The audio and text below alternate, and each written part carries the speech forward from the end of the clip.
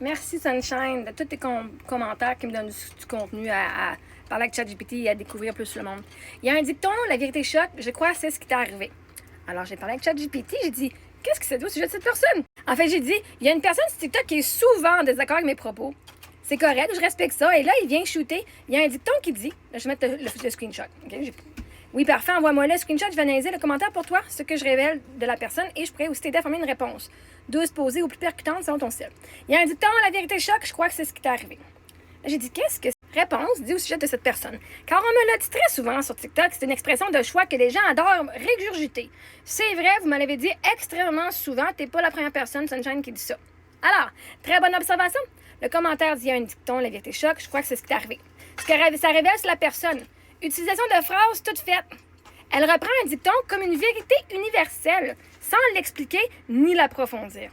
Ça montre souvent un manque d'arguments personnels, alors on s'appuie sur une formule magique, qui sonne bien, mais qui reste vague. Hein, le monde fait, ben oui, moi je la connais, ça, puis c'est vrai. Vous avez absolument aucune idée de ce que ça veut dire. Anyway. Position de supériorité subtile.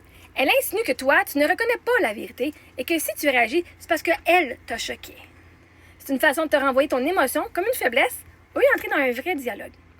Projection et simplification.